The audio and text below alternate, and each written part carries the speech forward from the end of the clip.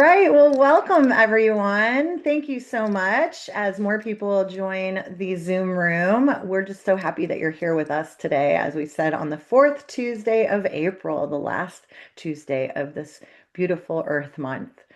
So, good afternoon and welcome. As we get started with the Zoom meeting, you're invited to introduce yourself in the chat. And we hope you will also use the chat to ask questions or make comments at any time throughout the event. I will be doing my best to collect your comments during the presentation, and then I will ask our guest speakers your questions. So keep them coming. Every question is a good question.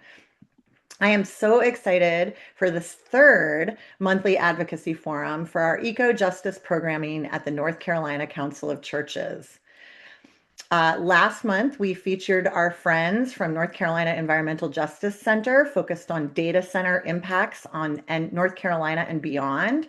So if you weren't able to join us last month, that recording was sent out. And I'm going to try to get these all up onto the Council of Churches YouTube account so that we can start being able to view them even if you weren't registered for that particular event. So today, I am thrilled to have students from Duke University who are leading the Utility Fairness Now campaign on the program to share their wisdom and calls to action.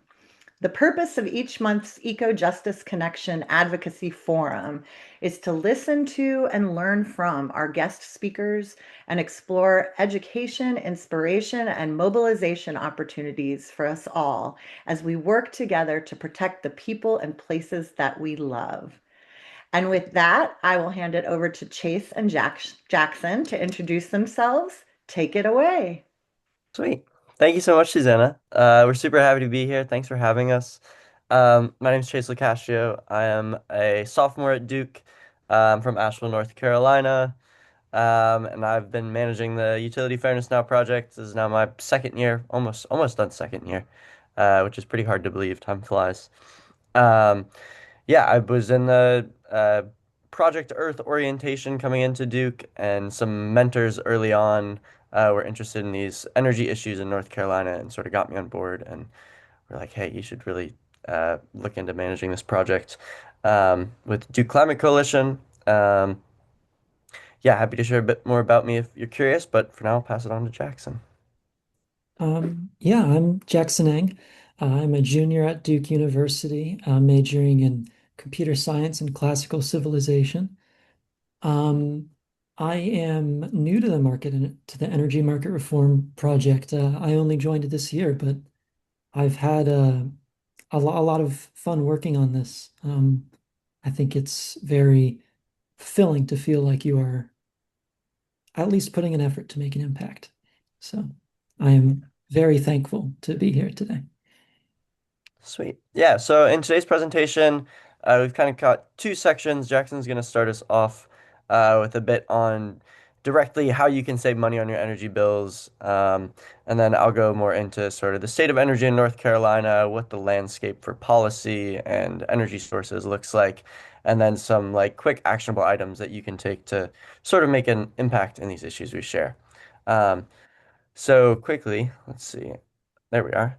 Uh, on about a project. So we are Utility Fairness Now, which was started, yeah, a couple years ago now, sort of as a collaboration between some members of the Sunrise, North Carolina chapters and then students at Duke through the Duke Climate Coalition. So our goals are to help North Carolinians save money on energy bills and fight for a fair and affordable electric future as soon as possible, and also clean renewable energy in that as well. And I'll pass it to you, Jackson, for the energy affordability section. Great. As mentioned, one of our goals is to help North Carolinians save on their energy bills. So, let's get right into it. For starters, the vast majority of energy in North Carolina is generated by Duke Energy. This is because Duke Energy is a regulated monopoly. Chase will get much more into what that means later. But I bring this up because I want to stress that while much of the financial advice in this presentation applies specifically to Duke Energy, the broad strokes of the tactics can also be implied in the rare cases in which you do not get your energy from Duke Energy. So That's my disclaimer. The first way that you can try and reduce your energy bill is by making your own energy with solar. Solar panels, if you are not familiar, are devices usually fitted to the roofs of buildings that generate electricity from light, typically from the sun. The obvious benefit of solar panels is that you can generate your own electricity without having to pay your utility provider for it. I put an asterisk here because you will still likely see some bill from your utility provider in the form of riders or other charges. But in general, the energy that you make with your solar panels you will not be billed for because it's yours. However, there is a large upfront cost for solar panels that comes from the panels themselves, the batteries necessary for energy storage, and the installation fees of these panels. However, there are also some ways that you can mitigate these upfront costs. One way is through net metering. Net metering, in a nutshell, is a program in which you sell back energy that you have created to the utility provider, and then they pay you the fair market value for the energy that you produce. So, for example, if you were to generate 10 kilowatt hours of energy from your solar panels, use 5 of them, and give the other 5 back to the grid, provided you didn't use any energy from Duke, they would be paying you for those 5 kilowatt hours. The issue is that Duke is currently in the process of transitioning from what is a standard schedule net metering, where you're paid the fair market value, to time of use, which is, I understand that some people here have been working on that. Time of use is a program in which you get a differential return based on the time in when you are giving the energy to Duke. The end result of time of use is that holistically, you'll generally be getting less bang for your buck, or rather bang for your watt from your solar panels. However, it is also true that even if time of use is getting you less money, it's still something. So it's still useful to take advantage of. It is also true that in this transitional period, there are some ways that you can stave off getting onto time of use and instead get onto the bridge rate. The bridge rate is similar to the older standard schedule net metering, although it is slightly less, but it's still somewhat better than time of use. The system that Duke has in place is quite confusing and difficult to navigate, but in a nutshell, the situation is such that you would like to attach to the grid with your solar panels before January 1st, 2027. If you attach after that date, you will be on time of use. But if you get on before then, you can get on the bridge rate. The other caveat about the bridge rate is that Duke Energy actually only allows a limited amount of people on the bridge rate. So it's more productive to act sooner rather than later. Another thing that you can do is take advantage of Duke's Power Pair program. Power Pair is a program where Duke will pay you $400 per kilowatt hour for a solar battery. The issues with this program is that Duke will draw power from your battery for up to 24 months afterwards. So in the 2 years after you get a battery from Power Pair, you can expect to have less return on your solar panels. There is also the fact that Duke Energy will likely install analytics software on your battery, which means they may be tracking some information about your energy usage. They are already doing this. However, if you are particularly worried about them tracking you more, it is something to be mindful of. Lastly, is that Power Pair immediately makes you subject to time of use. So if you were planning to take advantage of the bridge rate, you will not be able to if you use Power Pair. In the past, there were also some government programs that could help you mitigate the upfront costs of solar panels.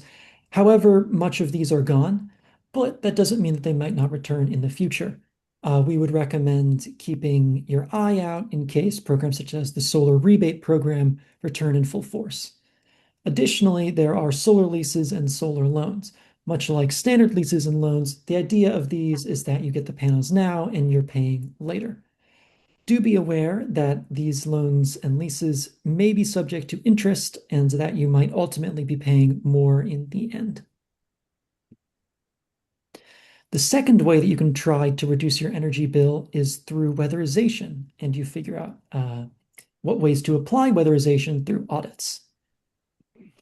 So to start, what is an audit?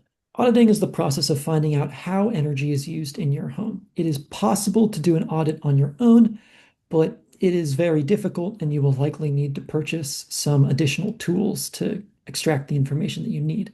It's generally a lot easier to hire someone to perform the audit for you. Duke Energy actually provides a free house call program for audits.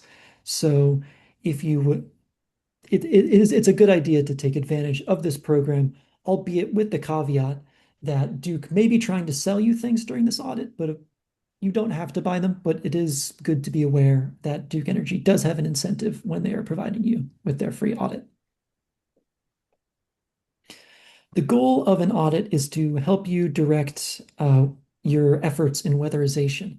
The idea of weatherization is that instead of making your own power, you can instead try and cut down on how much power your household is using.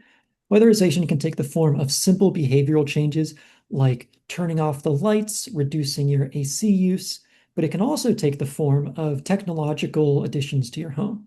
This can be improved insulation, LED light bulbs, or a smart thermostat. There is, however, one realm of weatherization that's almost always beneficial for a household. This chart here shows the energy use of uh, homes in the United States in 2015, and it hasn't particularly changed from 2015. But as you can see, over 50% of all the energy used by the average household comes from heating and cooling. So for that reason, anything that you can do to reduce the amount of energy you have to spend heating and cooling your house is almost always going to have a significant impact on your energy bill. To that end, things like improving your insulation, reducing the amount that you use your thermostat, or purchasing a smart thermostat are likely to be good investments. All right. Thank you, Jackson. We'll jump sort of into understanding energy policy and landscape in North Carolina. Um, See a quick breakdown of what this section will include. I don't know where my first two numbers went there. We have a quick breakdown of the energy North Carolina, the energy sources, Duke Energy's role, which we've already heard some about, what some of the regulatory bodies look like in North Carolina, what some of the current policies are, and then ultimately why it matters and some few actions that you can take as an individual uh, to help advocate for a more just, equitable energy system in North Carolina. And then I definitely want to save some time for questions, discussion, anything of that sort afterwards. Oh, there's my numbers. Brilliant. All right, starting with breakdown of the energy. So, where do we get our energy in North Carolina? Largest contributors are nuclear and natural gas. Um, Massive. There are attempts to phase out coal reliance right now with renewable energy. That phase out has currently been delayed in the latest carbon plan released by Duke. But you can see natural gas makes up, yeah, roughly 38%, and nuclear is about the same at 37%. Um, yeah, renewables make up what, roughly 10-15% of the portion. Um, so yeah, more on the energy sources, starting with natural gas as the biggest contributor, North Carolina energy. Uh, North Carolina relies a ton on natural gas, and it's increased over the past few decades. Duke Energy currently also is one of the largest planned natural gas buildouts in the entire country of any utility in this decade. It's something like 3.6 gigawatts over the next 10 years or so, which is huge. Um, and so the impacts of natural gas, obviously, you've got pipelines that are traveling through communities, typically more vulnerable communities. Um, Natural gas obviously leads to climate change. It's a fossil fuel, so burning natural gas contributes CO2 to the atmosphere. But there's also health concerns, increased rates of asthma, and susceptibility to heart damage from natural gas as well.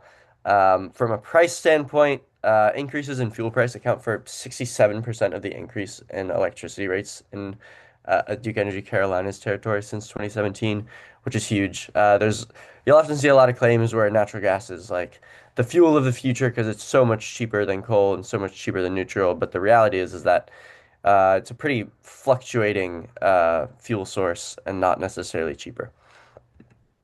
Nuclear energy is the next biggest contributor of energy in North Carolina. So it contributes, yeah, roughly a third, a little over a third. All these nuclear plants are operated by Duke Energy, um, and they plan to significantly expand and replace coal plants with new nuclear capacity. Um, Duke Energy, as its state, as a regulated monopoly, they get sort of a guaranteed return on capital investment projects. Um, so, like, if Duke Energy is going to spend X amount of money building a plant, they are guaranteed by the state to get a 10% return on top of what they uh, paid for that plant. So, nuclear plants are super expensive to build. Tons of capital investment, but that also means that the 10% return that they're guaranteed by the state to get are also going to be higher than if they were to invest in something like a solar farm. So that's sort of an incentive for them to take on these big capital projects like natural gas plants and especially nuclear plants. Um, so yeah, obviously nuclear creates radioactive waste that lasts for a really long time. Um, and then now as of the last year, there is now in North Carolina this construction work in progress aspect. So Duke Energy is now allowed to charge customers increased rates to recoup costs for plants before they're completed. So rather than they have to complete the project and get new energy to the grid, and then they can increase the rates to make up for that project.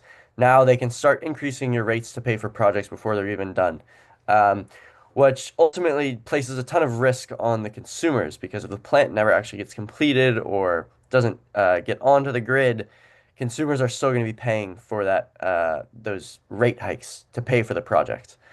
So we saw this in South Carolina a couple of years ago. I forget the name of the plant, but yeah, in South Carolina, they built this massive nuclear plant, like millions of dollars, um, and it never actually got on the grid. But to this day, people in South Carolina are still paying extra in their energy bill to pay for this power plant that didn't actually end up producing any energy. Coal energy, obviously, significantly less of a contribution than nuclear and natural gas.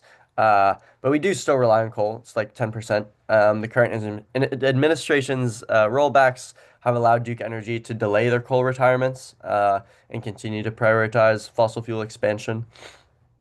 Um, and the 2024 carbon plan that Duke released, there were sort of three options forward for what resources were going to provide energy for North Carolina, and they did end up choosing the one with the slowest coal retirement rate. So yeah, coal has negative impacts on public health and the environment. Coal ash dumps have been a significant impact in communities in North Carolina historically. Yeah, lots of hazardous chemicals that get leached into the groundwater. Pretty nasty stuff there. Uh, and then looking forward on renewables, options and impacts. Solar power right now accounts for 10% of the energy generated in North Carolina. That stat might be a little outdated. North Carolina actually has a surprisingly high potential for solar energy um, that hasn't been fully utilized. Solar was growing up a ton in North Carolina, but in the past few years, Duke Energy's done a pretty good job of sort of discouraging investors in solar energy away, and so the investment in solar has significantly dropped off recently. Um, the changes to the net metering and time of use also makes residential customers less likely to get solar panels as well because it's they're going to get less of a return on them. Renewable energy obviously combats climate change. You're not emitting CO2 into the atmosphere, cleaner air. Energy independence for individuals that have solar panels on their houses is huge. Yeah, all these other benefits of renewables for sure. Hydro and wind play a small role, but not very significant. There's not really any new hydropower being constructed in North Carolina, and I think maybe a little bit of wind, but not a ton. Some additional frontline issues, apart from just the typical energy resources, biomass is definitely an issue in North Carolina. So this involves burning wood and wood waste in power plants. Um, and so these pellet plants create significant dust and air pollution, which causes health problems nearby, and they emit more carbon pollution than coal. And yeah, here we go. EPA estimates that 60% of the bottomland forests across the southeast have been destroyed. Um, and a large portion of that is due to these pellet plants. This is more of an issue sort of on the eastern portion of North Carolina near the coast. Uh, I know if any of you are familiar with the Rachel Carson Institute, they've been doing a lot of stuff on the coast, trying to educate people about biomass. I can point you guys to them if you're interested. Okay, so I've talked a lot about Duke Energy. We're going to keep talking about Duke Energy, obviously, because it is the monopoly energy producer in North Carolina. So, looking more specifically at what their role is, um, yeah, like Jackson mentioned earlier, 96% of the utility supplied market in North Carolina comes from Duke Energy. Uh, it's split into Duke Energy Carolinas and Duke Energy Progress, which are joined through a joint dispatch agreement. Um, will likely merge into a single company at some point in time. Um, and Duke Energy is an investor-owned utility. So an investor-owned utility means that the company has an obligation to provide dividends to their investors. So it does operate as sort of a for-profit entity in that way. Duke Energy is also vertically integrated, which means they control all the aspects of energy generation, everything from generating the electricity to transmitting it to distributing it through your power lines. Um, and since it's the state-regulated monopoly in North Carolina, consumers don't really have a choice to purchase their electricity from anybody else.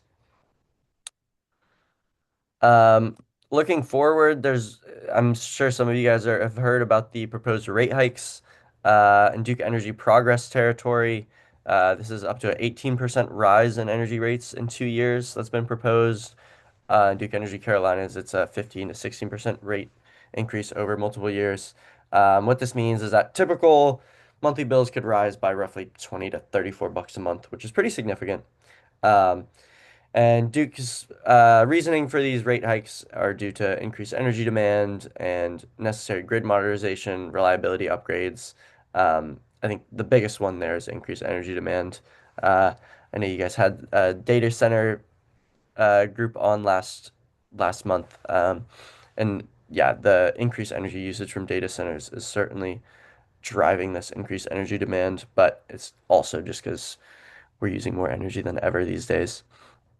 Um, these rate hikes haven't been approved yet. They've been proposed and are in the state legislature. I know Governor Josh Stein has been pretty opposed to them, uh, and it said that they're a little out of proportion.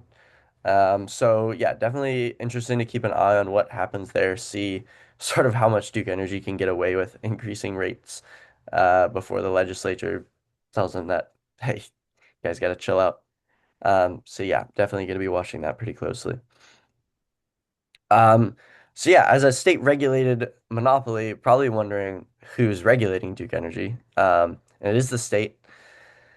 Um, the North Carolina Utilities Commission is sort of the point regulation body, and so they're also the ones that grant Duke Energy the monopoly. There's a lot of individuals appointed onto the Utilities Commission that have previously worked for Duke Energy or represented Duke Energy as like a law firm. Uh, and yeah, officials often do move between these regulatory roles and lobbying firms that represent the utility, uh, which in my opinion is a bit of a conflict of interest. The members of the Utilities Commission are appointed by different bodies in the state legislature. So it's like the Attorney General gets a couple appointments. I forget this specific breakdown, but they're appointed by the state government. Um, so then overseeing the Utilities Commission is the state legislators and the General Assembly, which Duke Energy has a ton of influence over it. They poured over $500,000 into lobbying efforts. Forget which year that was, it was a couple years ago. into the state GOP. And so the GOP controlled legislature gives Republicans the ability to appoint a majority of the members to the Utilities Commission. Um, so yeah, ultimately, the state legislature is responsible for the Utilities Commission, which is responsible for Duke Energy. But the state legislature is massively influenced by Duke Energy. We got some opportunities last year. We filed three parts of legislation during the legislative session, and we got the opportunity to go to Raleigh and sort of experience what that lobbying looks like. And we could say there's definitely a lot of Duke Energy people there. And they get a lot of meetings with these people. Um, so then you've got federal regulations, which are a bit lax right now. Obviously, most of these are through the Department of Energy and also the EPA as well. Uh, and so, yeah, with these sort of rollbacks in federal regulations, Duke Energy's been able to scale back some of its renewable energy ambitions. And then we'll talk a little more about the specific carbon goals here in a second. All right, so yeah, North Carolina policies.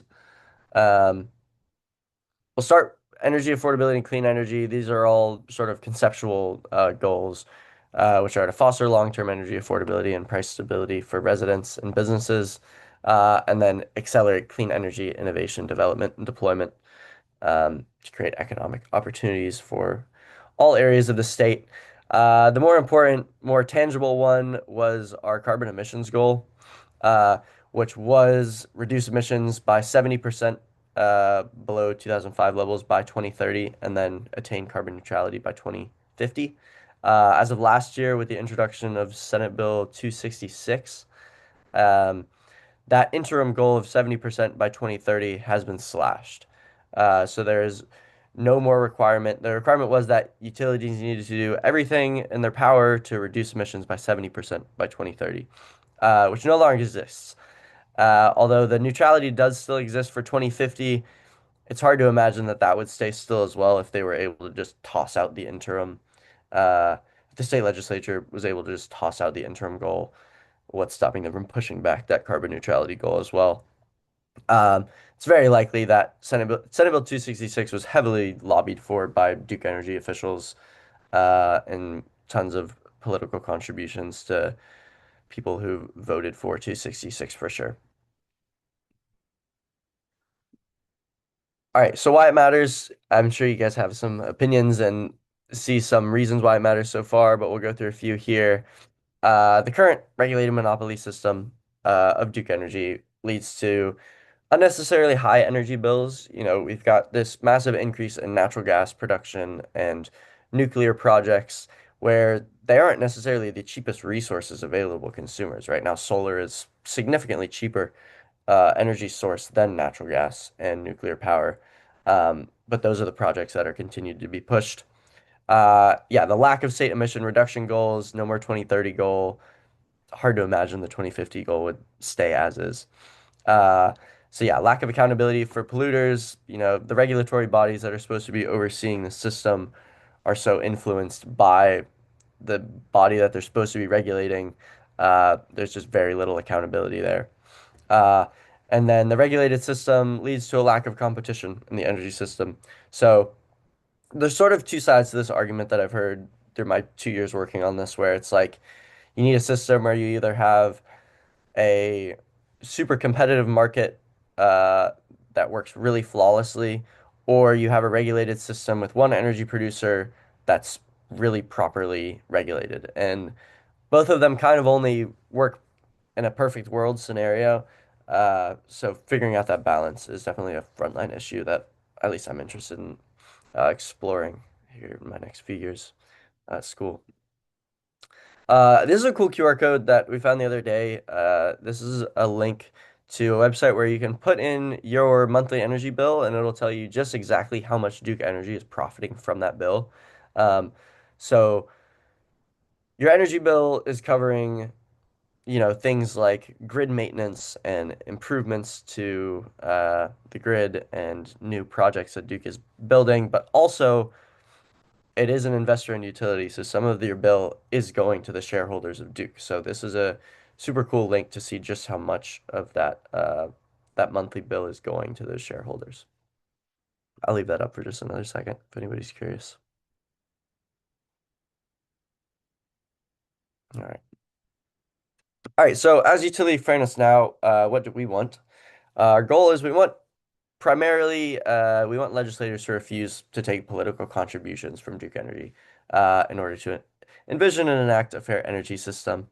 We think that the government should work for us, not Duke Energy, uh, and prioritize constituents and their access to cheap, affordable, clean energy rather than Duke's shareholders. Um, One project that we've been working on a lot this semester was the North Carolina primaries. So we really want to support legislators who don't accept contributions from Duke Energy and are also in support to reforms to the energy system in North Carolina. So we sent out a questionnaire to everybody running in primaries, basically asking, yeah, these two questions: do you refuse contributions and do you support reforms? And we had a super positive turnout. We were really excited, and um, it was also like a pretty bipartisan response too. Kind of goes across legislators are sort of sick of Duke bossing them around. So here on the bottom are sort of five of our primary victories of candidates that we endorsed and worked on their campaigns, did voter outreach for. Um, and so we're going to be continuing this work into the general election in November. Most of this stuff gets posted on our Instagram, which I can plug later on. And so we're super eager to get the word out about candidates in the General Assembly that are, yeah, not taking money from Duke Energy and are advocating for clean and affordable energy. Here's some other actions. Yeah, I'll say on that last one, like one of the key things you can do as an individual is just vote for candidates who uh, aren't gonna ultimately make your energy bills increase and climate impact increase as well. Some more actions you can take: speaking to family and friends about these issues, sharing stories, finding common ground. We think that energy affordability and clean energy as well can be a really bipartisan issue. I know historically the sort of renewable energy climate change argument has been very skewed to the left. Uh, but sort of when framing these issues as, hey, we are all paying way more for electricity than we hypothetically need to be paying, it doesn't really matter what party you support. These issues affect all of us pretty equally. Um, and then speaking in local community as well, there are plenty of community gatherings. Duke holds some town halls on some of their proposals. I know their carbon plans they have hearings for. You can register and sign up and go to those hearings. Unfortunately, a lot of the ones hosted by Duke are more performative than anything, and they're kind of just required to hold those so that they're taking stakeholder input. Um, but if you have the time, it's still worthwhile to go. Make your voice heard. Show 'em that people aren't just gonna take this. Um, we have a story collection campaign going. So we're trying to collect stories from North Carolinians about their experiences with Duke Energy and the impact of high energy costs, if they've had any issues with utility bills, sort of anything and above. So you can scan that QR code. You can also find this on our Instagram as well. It's a pretty short form to fill out, and then if you're interested, we're looking to interview people and get quotes for things like writing op-eds, submitting public comments as well. Um, so yeah, this is one of our other campaigns. I'll leave this up for another minute.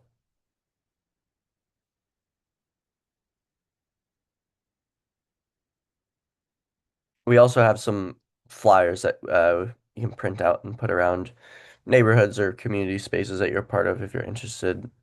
And distributing some of these would be super grateful. I can send that your way. Um, and then sort of our last action piece, NC Warren. I don't know if any of you are familiar with NC Warren, which is sort of a climate watchdog, Duke Energy watchdog organization at this point that I've been working with this semester. Uh, you might have seen their new documentary. I think it's brilliant. You can see on the second tab here it's just called The True Cost of Power. You can find it on YouTube. You can find it on their website here, ncwarren.org. It goes over a lot of these issues, but in a little more depth, and they've got some really great footage and actual scientist quotes and stuff like that. I think it's really well done. Um, and ultimately, their campaign they're focusing on Governor Josh Stein as sort of the point person to try and regulate Duke Energy a little better. So they've created this resolution that's basically stating all the issues with the North Carolina energy system and trying to get as many people as possible to sign it, telling Governor Josh Stein that he needs to be a climate champion, do something about this. So yeah, they're looking for individuals to sign, small businesses, large businesses, schools, government officials, even anybody and everybody to get on this resolution. And they've had some success impacting uh, Josh Stein's decisions. Yeah, one positive for sure is that Josh Stein has been opposed to these proposed rate hikes, which is definitely a step in the right direction, at least for us. All right, so I just did a lot of talking. Thanks for bearing with me. Um, I hope you learned a thing or two, and I think we can open it up to questions now. Discussion about North Carolina energy, about affordability, ways you can save money, actions you can take, anything or everything. Well, thank you, Chase and Jackson. I just want, I mean, a huge round of applause for real because the way you were able to put a comprehensive Energy 101 for folks that are might be newer to the issues and get everybody up to speed all the way to what we can do today and how we can move into action. I just want to commend you in the 15 years that I've been doing this work with the Council of Churches. I don't think I've ever seen quite such a clearly outlined overview of where we've come from and where we are now. So I just want to really applaud both of you. And because of that, and knowing the folks that are on the Zoom, we have a really diverse group of folks that we work with on a regular basis. And we do have a little bit of time. There's not a lot of questions in the chat, but I happen to know the people that are in the Zoom room. So I'm going to take some facilitator privilege because this is the kind of podcasty forum ask kind of way that I want the culture of these eco justice monthly advocacy forums to be.